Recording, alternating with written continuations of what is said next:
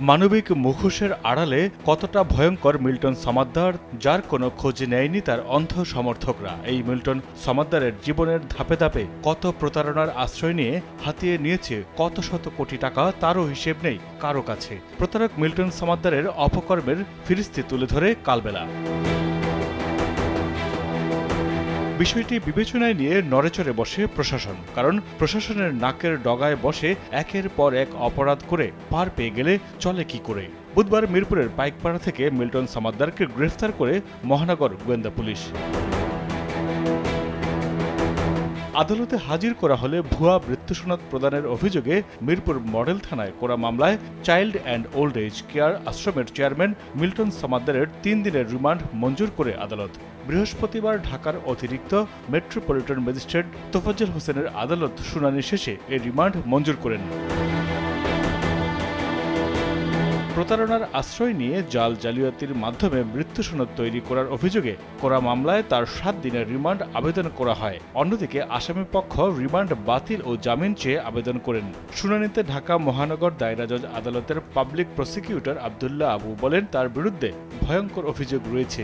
চিকিৎসক না হওয়া সত্ত্বেও সে মৃত্যুসনদ প্রদান করত। চক্রের সঙ্গে যারা জড়িত আছে তাদের শনাক্ত এবং ন্যায় বিচারের স্বার্থে 7 দিনের রিমান্ড প্রত্যাশা করেন তিনি। শুনানিতে আসামিপক্ষের আইনজীবীর দাবি, চিকিৎসক হিসেবে মৃত্যুসনদ দিয়েছে এমন কোনো প্রমাণ নেই। তার মতে, মিল্টন রাস্তার পচা গলা দুস্থ মানুষদের সেবা করতেন, ভালো কাজ করে প্রতিহিংসার শিকার হয়েছেন। হয়রানি ও উদ্দেশ্যপ্রণোদিতভাবে তাকে ফাঁসানো হয়েছে বলেও মনে করেন তার আইনজীবী। এ মামলায় কোনোভাবেই রিমান্ড হতে পারে না, যদিও উভয় পক্ষের শুনানি শেষে আদালত তার 3 দিনের রিমান্ড মঞ্জুর করেন। টর্চার সেলে মানুষকে মারধর করার অভিযোগে মিল্টন সমাদ্দারের বিরুদ্ধে 3টি মামলা হয়েছে।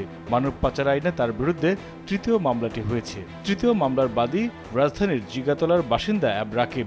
জাল মৃত্যুসনদ তৈরি করার অভিযোগে তার বিরুদ্ধে প্রথম মামলাটি হয়। এরপর তার আশ্রমের টর্চার সেলে মানুষকে মারধর করার অভিযোগে আরও একটি মামলা হয়। মিল্টন সমাদ্দারের বিরুদ্ধে পুলিশ বাদী হয়ে মৃত্যুর জাল সনদ জালিয়াতির মামলা করেছে।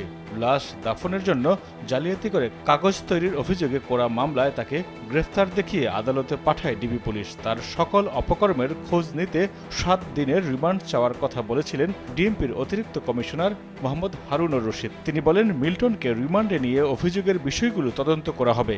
মিল্টনকে রিমান্ড দেওয়ার সময় তার স্ত্রীকে মুখোমুখি করা হবে।